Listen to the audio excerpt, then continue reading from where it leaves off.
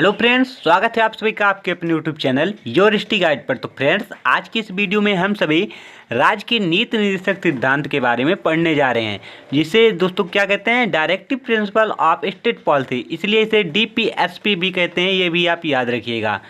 आखिर दोस्तों क्यों लाया गया DPSP हमारे भारतीय संविधान में, इसके बारे में जानना जरूरी है। राज्य के नीति निर्देशक तत्व को पढ़ने से पहले दोस्तों इसके बैकग्राउंड को समझ लें, ताकि आप सभी को इसको हल करने में, इसके प्रश्न को आसानी हो। चलिए पढ़ना शुरू करते हैं। चलिए देखते हैं आखिर क्यों लाया गया, इसका उद्देश्य क्या था। राज्य के नीति निर्देशक तत्व को हमारे भारतीय संविधान में लाने का उद्देश्य क्या था। तो उद्देश्य देखते हैं दोस्तों। नीति निर्देशक तत्व का उद्देश्य सामाजिक तथा आर्थिक लोकतंत्र की स्थापना करना था। इसे संविधान का आदर्श कहा जाता है। ये क्वेश्चन कई बार पूछा जा चुका है कि संविधान का आदर्श किसे कहा जाता है। ऐसा पूछा जाएगा दोस्तों। ऑप्शन में रहेगा मौलिक अधिकार, प्रस्तावना को, भारतीय अनुच्छेद को, या फिर दोस्तों राज्य के नीति निर्देशक तत्व को। तो राइट आंसर क्या होगा, राज्य के नीति निर्देशक तत्व को ही संविधान का आदर्श कहा जाता है। अगर आप सभी से पूछा जाए कि संविधान की आत्मा किसे कहते हैं, तो प्रस्तावना को कहते हैं। ये भी आप याद रखिएगा। चलिए आगे देखते हैं। राज्य के नीति निर्देशक तत्व को हमारे भारतीय संविधान के भाग 4 में रखा गया है। ये भी आप याद रखिएगा। और इसे किस देश से लिया गया है, तो इसे आयरलैंड से लिया गया है। ये कई बार पूछा जा चुका है कि DPSP को भारतीय संविधान में किस देश से ग्रहण किया गया है, तो आयरलैंड से ग्रहण किया गया है। ये भी आप याद रखें।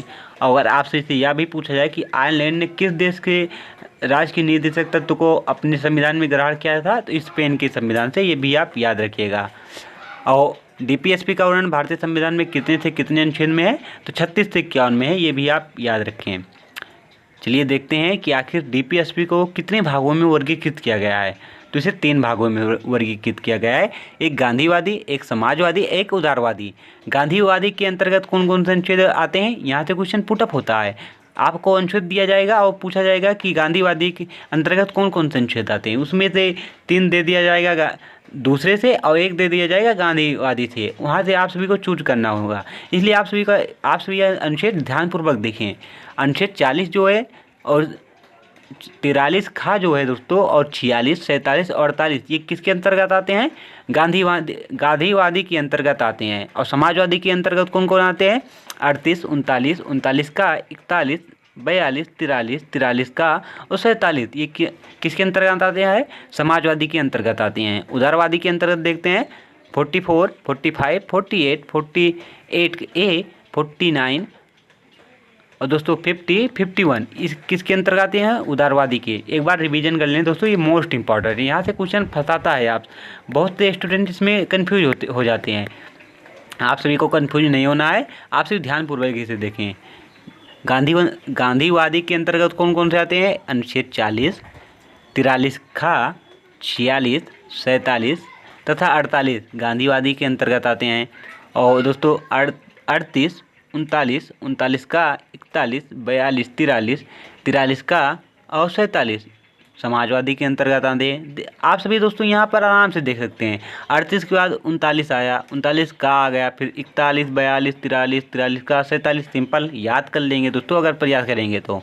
उदारवादी के अंतर्गत देखते हैं 44 आ गया, 45 आ गया, 48, 48 का आ गया, 49 आ गया, 50, 51 डायरेक्ट ही तो है दोस्तों। देखिए आप सभी देख सकते हैं 44 के बाद 45 आया, फिर 2 बार 48, 48 का आ गया, फिर 49, 50, 51 डायरेक्ट याद कर सकते हैं।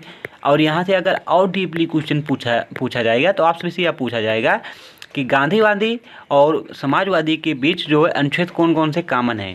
तो यहाँ पर आप सभी देख सकते हैं अनुच्छेद जो है 47 यहाँ पर भी है, अनुच्छेद 47 यहाँ पर भी है, अनुच्छेद 243 जो है यहाँ पर भी है, अनुच्छेद 43 का यहाँ पर भी है। तो अनुच्छेद जो 47 है, अनुच्छेद 43 है, ये दोनों दोस्तों समाजवादी एवं गांधीवादी दोनों में कॉमन है। ये भी आप याद रखिएगा, यहाँ से क्वेश्चन पूछा जाता है। चलिए अब देखते हैं कि ऑब्जेक्टिव वीडियो जो ऑब्जेक्टिव क्वेश्चन आते हैं वो किस प्रकार पूछे जाते हैं, उन्हें भी आप चलिए देखते हैं। अब एक कल्याणकारी राज्य की नीति निर्देशक आदर्श वर्णित है। एक कल्याणकारी राज्य की निदेशक आदर्श वर्णित है। किस में वर्णित है, तो राइट आंसर ऑप्शन ए होगा, राज्य के नीति निर्देशक तत्व में वर्णित है। चलिए आगे देखते हैं। शराबबंदी या मद्य निषेध संविधान की किस धारा में निर्देशित है? तो इसका राइट आंसर ऑप्शन हमारा ए होगा, धारा 47 में। अगला क्वेश्चन देखते हैं। भारतीय संविधान का कौन सा भाग राज्य के नीति निर्देशक करने वाले तत्व का उल्लेख करता है? तो यह किस भाग में रखा गया है? भाग 4 में रखा गया। अभी आप सभी को ऊपर मैंने बताया। आगे देखते हैं। भारतीय संविधान के किस अनुच्छेद में राज्य के नीति निर्देशक के सिद्धांत तत्व का उल्लेख है?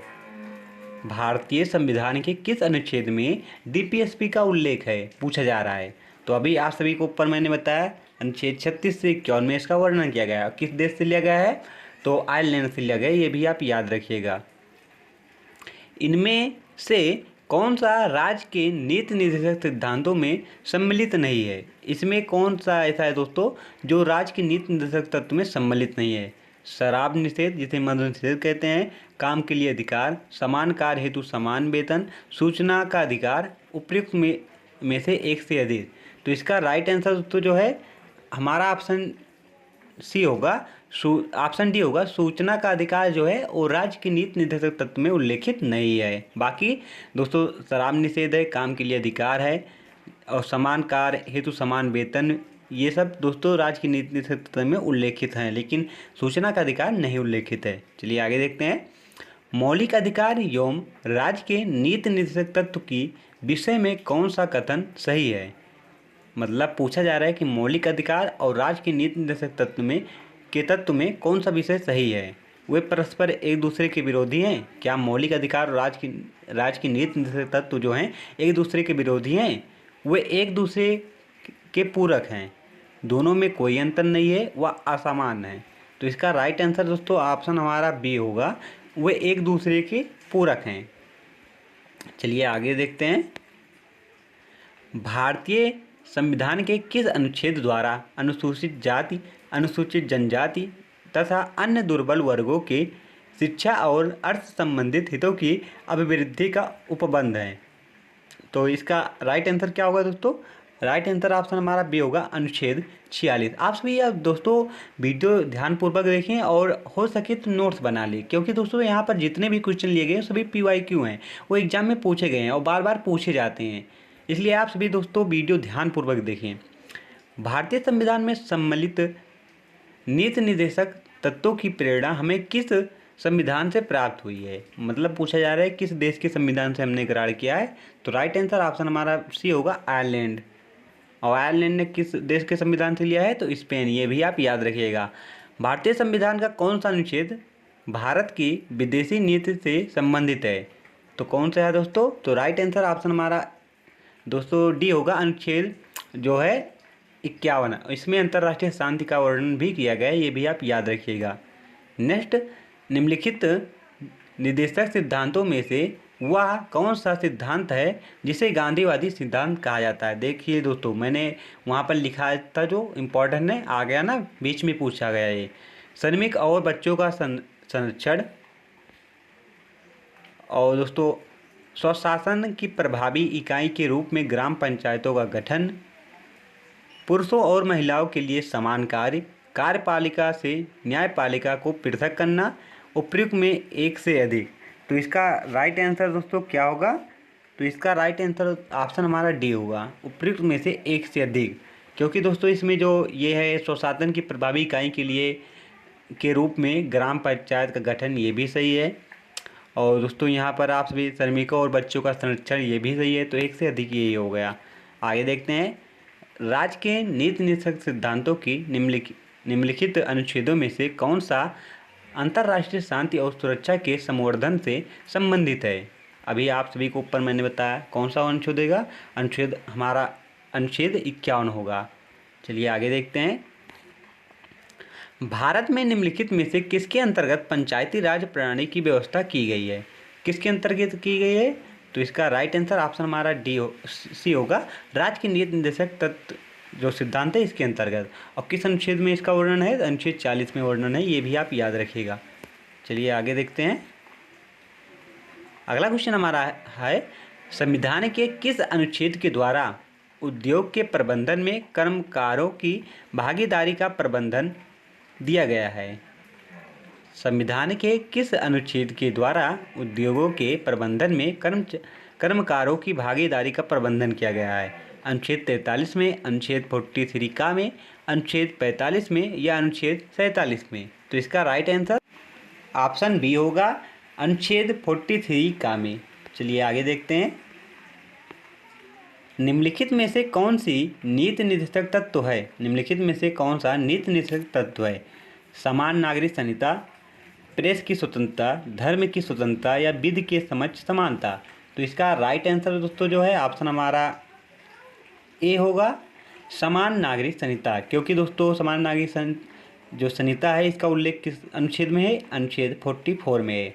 और राज्य की नीति निर्देशक तत्व का वर्णन कितने अनुच्छेद में है? तो कितने से दोस्तों? 36 से 51 में इसका वर्णन किया गया है, जिसके बीच में ही आता है 44। ये भी आप याद रखिएगा। और दोस्तों आप सभी यहाँ पर देख रहे होंगे कि विधि की समझ समानता, यह हमारा क्या है? यह हमारा मौलिक अधिकार है। इसके ऊपर भी दोस्तों मैंने एक वीडियो बनाया है, जिसमें इससे जितने भी इम्पोर्टेंट क्वेश्चन बनते हैं उन सभी को सॉल्व कराया हूँ। अगर आप सभी ने वो वीडियो नहीं देखा है तो वो वीडियो देख लें, ताकि दोस्तों आप सभी का इस चैप्टर से, अगर मौलिक अधिकार की चैप्टर से कोई भी क्वेश्चन बने तो छूटे ना। आप सभी के लिए काफ़ी इम्पोर्टेंट वीडियो होने वाला है। चलिए आगे देखते हैं। समान कार्य के लिए समान वेतन भारत के संविधान में सुनिश्चित किया गया है। यह एक क्या है? मौलिक अधिकार है, राज्य के निर्देशक सिद्धांतों का अंग है, मौलिक कर्तव्य है या आर्थिक अधिकार है? तो इसका राइट आंसर ऑप्शन हमारा दोस्तों बी होगा, राज्य के नीति निर्देशक सिद्धांतों का एक अंग है। ये भी आप याद रखिएगा। चलिए आगे देखते हैं। इनमें से कौन राज्य की नीति निर्देशक सिद्धांतों में सम्मिलित नहीं है? क्या है? मद्य निषेध, काम का अधिकार, समान कार्य हेतु समान वेतन, सूचना का अधिकार। तो इसका राइट आंसर क्या होगा? ऑप्शन हमारा डी होगा, सूचना का अधिकार जो है ये शामिल नहीं है, बाकी तीनों दोस्तों शामिल है। आगे देखते हैं। भारत के संविधान के अंतर्गत ग्राम पंचायत का गठन किया गया, किसके अंतर्गत किया गया? एक मूलभूत अधिकार के अंतर्गत, एक मूल कर्तव्य के अंतर्गत, निर्देशक सिद्धांत के अंतर्गत, उपयुक्त में कोई नहीं। तो इसका राइट आंसर दोस्तों जो है ऑप्शन हमारा क्या होगा? सी होगा, निर्देशक सिद्धांत के अनुसार। और किस अनुच्छेद में इसका उल्लेख है? अनुच्छेद 40 में उल्लेख है। ये भी आप याद रखिएगा। तो दोस्तों आप सभी का वीडियो कैसा लगा कमेंट बॉक्स में ज़रूर बताइएगा। अगर आप सभी को इस क्लास की PDF चाहिए तो आप हमारे टेलीग्राम चैनल से जुड़ सकते हैं। वहाँ पर आप सभी को इसकी PDF बिल्कुल फ्री मिलने वाली है। अगर दोस्तों वीडियो पसंद है तो प्लीज़ चैनल को सब्सक्राइब करें तथा वीडियो को अपने फ्रेंड के पास शेयर करें, ताकि आपका अपना ये चैनल और आगे बढ़ सके। Thank for watching this video.